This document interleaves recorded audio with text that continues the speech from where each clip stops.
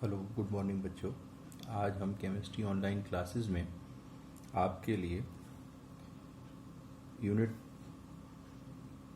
Second तत्वों का वर्गीकरण तथा गुणधर्मों की आवर्तता, classification of elements and periodicity of properties लेकर के आए हैं।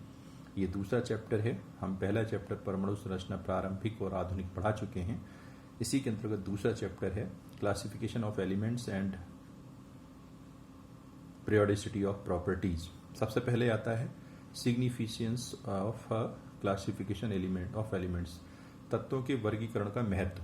तो वर्गीकरण का तात्पर्य है कि जो तत्व रासायनिक गुणधर्मों में समान हो एक ही समूह में रखा जाए।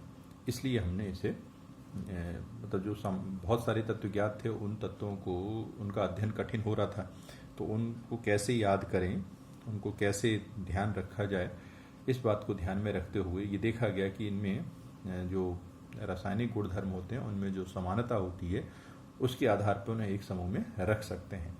ये बात दिमाग में आई और आते ही फिर कई वैज्ञानिकों ने इस विचार को मूर्त रूप देना शुरू किया। इसमें सबसे पहले डोबे राइनर का त्रिक नियम आता है। ये पूछा भी जाता है सन 1827 ईस्वी में जो डोबे राइनर ने तत्वों के परमाणु द्रव्यमान के अनुसार त्रिक में व्यवस्थित किया। इनका नियम क्या है? जब समान गुण वाले तत्वों को परमाणु द्रव्यमान के बढ़ते क्रम में रखा जाता है तो बीच के तत्व का परमाणु द्रव्यमान पहले तथा तीसरे तत्व के परमाणु द्रव्यमान के समांतर माध्य होता है। जैसे लिथियम और सोडियम और पोटेशियम है, तो लिथियम का 7 है, सोडियम का 23 है, पोटेशियम का 39 है। तो इन 7 और 39 का हमने आधा किया तो 23 आया। तो बीच वाले तत्व का जो परमाणु द्रव्यमान है वो इन दोनों तत्वों के द्रव्यमान का आधा है, ऐसा इन्होंने कहा। ऐसे कई अन्य त्रिक भी दिए, जैसे Br है तो Br का इन दोनों का आधा, इन दोनों द्रव्यमान का प्लस आधा, इन दोनों द्रव्यमानों के प्लस करने पर उसका आधा कर देंगे तो इसका इन दोनों द्रव्यमानों का। लेकिन ये बात हर एक उसमें लागू नहीं हुई, इसीलिए इसमें सभी तत्वों के ऐसे त्रिक नहीं बनाए जा सके, इसलिए डर्विनर का सिद्धांत सफल नहीं हुआ। फिर अगला जो सिद्धांत है वो है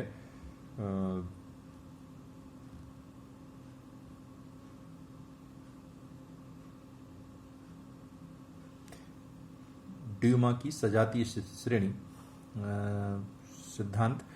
इसमें ड्यूमा के अनुसार कुछ तत्वों के परमाणु द्रव्यमान में सजातीय श्रेणी के समान संबंध होता है। जैसे नाइट्रोजन है 14 और नाइट्रोजन में उसके बाद आता है फास्फोरस। तो फास्फोरस में क्या है 14 प्लस 17 31 हो गया, यानी कि ए प्लस बी, इसमें हम ऐसे ऐड करते जाएंगे और इस तरीके से हमको नए तत्व ज्ञात होते जाएंगे। ये ड्यूमा की सजातीय श्रेणी, एक ही श्रेणी के हम इनमें जो परमाणु क्रमांक है शुरू वाले का उसमें जोड़ते जाएंगे तो हमको ऐसा नियम मिल जाएगा। लेकिन ये भी सफल नहीं हो पाया और फिर इसके बाद आया न्यूलैंड का अष्टक नियम। काफ़ी हद तक इसने आधार दिया और इसने कहा 1863 में न्यूलैंड ने ज्ञात किया कि तत्वों के 8 समूह में व्यवस्थित किया।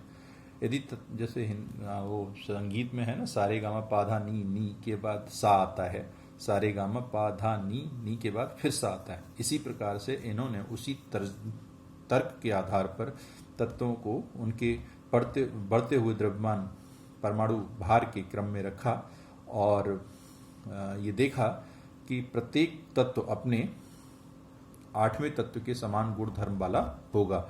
जैसे सारे गामा पाधा नी के बाद फिर सा आ रहा है, तो ये वाला सा इस वाले से, यानी कि 8वां तत्व जो है पहले तत्व से समानता रखता है। इसी तरीके से इन्होंने कहा lithium, beryllium, boron, carbon, nitrogen, oxygen, fluorine, इसके बाद जो सोडियम आएगा वो इस वाले तत्व से समानता रखता होगा, ऐसा इनका कहना था। तो इसके आधार पर हमने फिर इसी को लूथर मेयर का वक्र है। लूथर मेयर ने 1869 ईस्वी में बताया कि तत्वों के गुणधर्म परमाणु आयतनों में संबंध होता है। उसने ग्राफ खींचकर बताया कि समान गुणधर्म वाले तत्व इस वक्र में समान स्थितियों पर आते हैं, अर्थात आवर्तता पाई जाती है। और इसी फिर आधार पर फिर हमने मेंडलीफ ने एक वर्गीकरण किया और मेंडलीफ ने ये कहा, सबसे पहला सबसे महत्वपूर्ण, अगर आप पीछे के ना भी याद करें तो भी कोई दिक्कत नहीं है, यहाँ से शुरू होता है। मेंडलीफ ने वर्गीकरण किया और मेंडलीफ ने कहा कि जो तत्वों का मूल लक्षण है वो उसका परमाणु द्रव्यमान होता है और तत्वों के भौतिक व रासायनिक गुण उनके परमाणु भार के आवर्ती फलन होते हैं। मेंडलीफ ने ये कहा कि तत्वों का जो मौलिक लक्षण है अर्थात मूल लक्षण है वो परमाणु द्रव्यमान है और ये कहा कि भौतिक और रासायनिक गुण परमाणु भार के आवर्ती फलन होते हैं। यदि इसका मतलब ये हुआ यदि तत्वों को उनके परमाणु भार के बढ़ते हुए क्रम में व्यवस्थित किया जाए तो समान गुण वाले तत्वों की एक नियमित अंतराल के बाद पुनरावृत्ति होती है अर्थात गुण धर्मों की पुनरावृत्ति होती है। नियमित अंतराल के बाद गुणों की इस प्रकार की पुनरावृत्ति को हम आवर्तता कहते हैं और इस आवर्तता के आधार पर जो सारणी बनाई गई उसे हम मेंडलीफ की मूल आवर्त सारणी कहते हैं। इस मेंडलीफ की मूल आवर्त सारणी में 63 तत्वों को व्यवस्थित किया गया था और मूल आवर्त सारणी की विशेषताएं थी। इसमें इस श्रेणी में 12 क्षैतिज पंक्तियां थी जिन्हें आवर्त कहते थे। इसमें 8 ऊर्ध्वाधर कॉलम थे यानी कि जो 12 हॉरिजेंटल लाइंस थी जिन्हें हमने आवर्त कहा और 8 वर्टिकल कॉलम्स थे जिन्हें हमने समूह कहा। क्षैतिज पंक्तियों को 7 श्रेणियों में विभाजित किया गया था। तत्वों को क्रमबद्ध करते हुए ध्यान रखा गया था समान गुणधर्म वाले तत्व समान समूह में रहें, इसके लिए कुछ रिक्त स्थान भी छोड़ना पड़ा था। इस मेंडलीफ की जो आवर्त सारणी है इसके कुछ लाभ हुए। पहला लाभ ये हुआ तत्वों के गुणों के अध्ययन में सुविधा हो गई और समान गुण वाले तत्वों को एक ही समूह में रखा गया इसलिए उनके तत्वों में सुविधा हुई। सही परमाणु भार ज्ञात करने में सुविधा मिली। हमने जब परमाणु भार के बढ़ते हुए क्रम में रख रहे थे तो ये देखा गया कि कुछ इरेगुलरिटीज आ रही हैं। जैसे बेरिलियम का जो परमाणु द्रव्यमान है वो 13.5 माना जाता था परंतु आवर्त सारणी में बेरिलियम का जो स्थान है द्वितीय समूह के तत्वों के गुणों के समान था, इसलिए बेरिलियम का जो परमाणु द्रव्यमान है वो 13.5 ना होकर के 9.4 होता है, ऐसा बाद में ज्ञात हुआ। तो इसको फिर इस तरीके से सही परमाणु द्रव्यमान ज्ञात करने में भी हमको सहायता मिली। जैसे बेरिलियम को 13.5 है लेकिन इसकी जो प्रॉपर्टीज हैं वो सेकंड आवर्त के तत्वों से मैच कर रही थी। जब इसे सेकंड आवर्त में रखा गया तो ये देखा गया कि इसका परमाणु द्रव्यमान 13.5 नहीं होगा बल्कि 9.4 होगा और नए तत्वों की खोज करने में भी हमको इस सारणी ने काफी सहायता प्रदान की। इसके बाद इसमें कुछ दोष हैं आवर्त सारणी में, तो जो वो दोषों को भी हम ध्यान में रखेंगे। पहला दोष है परमाणु द्रव्यमान में क्रमिक परिवर्तन। हम जिसको आधार मान करके चल रहे थे उसी को हमने परिवर्तित करना शुरू कर दिया क्योंकि हमने तत्वों को परमाणु द्रव्यमान के बढ़ते हुए क्रम में रखा था लेकिन बाद में फिर परमाणु भार को ध्यान में न रखते हुए हमने पहले तत्वों को परमाणु द्रव्यमान के बढ़ते हुए क्रम में रखा था, लेकिन फिर जब हमने व्यवस्थित करना शुरू किया तो फिर परमाणु द्रव्यमान को ध्यान न रख करके फिर हमने गुणों की समानता को ध्यान में रख करके तत्वों को रखना शुरू कर दिया। फिर जैसे आवर्त सारणी में कोबाल्ट को निकेल से पहले होना चाहिए, कोबाल्ट CO को निकेल से पहले होना चाहिए, लेकिन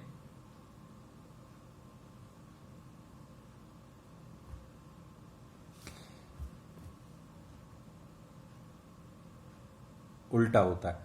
फिर अनेक तत्व नए तत्व का उचित स्थान में अभाव, जैसे हमने कुछ ऐसे तत्व थे जिनके लिए हमने स्थान नहीं छोड़ा था, जैसे जो अक्रिय गैसें हैं जिनको के बाद में हमने उनको अलग ग्रुप में उनको जोड़ा है तो उनको हमने इसमें स्थान नहीं मिला। समस्थानिक और संभारिक थे उनको भी स्थान नहीं मिल पाया। तो इस तरीके से कई सारी इसमें हाइड्रोजन का स्थान निश्चित नहीं है, समस्थानिक और संभारिकों को उचित स्थान नहीं मिला क्योंकि समस्थानिकों में परमाणु द्रव्यमान अलग अलग होता है लेकिन उनके गुणों में समानता होती है तो हमने उनको अलग अलग रखा है। परमाणु भार समान है लेकिन उनके गुणों में भिन्नता होती है, फिर भी हमने उनको एक निश्चित स्थान पर रखा है। तो इसलिए समस्थानिक और संभारिक जब इनकी खोज हो गई तो इनको उचित स्थान इसमें नहीं मिल पाया। तो इस तरीके से हाइड्रोजन का स्थान भी निश्चित नहीं था। इन शॉर्ट आप ये समझ लीजिए कि इसमें जो दोष हैं वो परमाणु द्रव्यमान में क्रम परिवर्तन, दूसरा दोष है हाइड्रोजन के स्थान का निश्चित न होना, अक्रिय गैसों के लिए स्थान न छोड़ना, समस्थानिक और संभारिकों को उचित स्थान पे स्थान न मिलना, और जो दुर्लभ मृदा तत्व है, लैंथेनाइड, एक्टिनाइड है, उनके लिए कोई स्थान न छोड़ना। इस तरीके से इस सारणी में ये दोष इसमें हैं।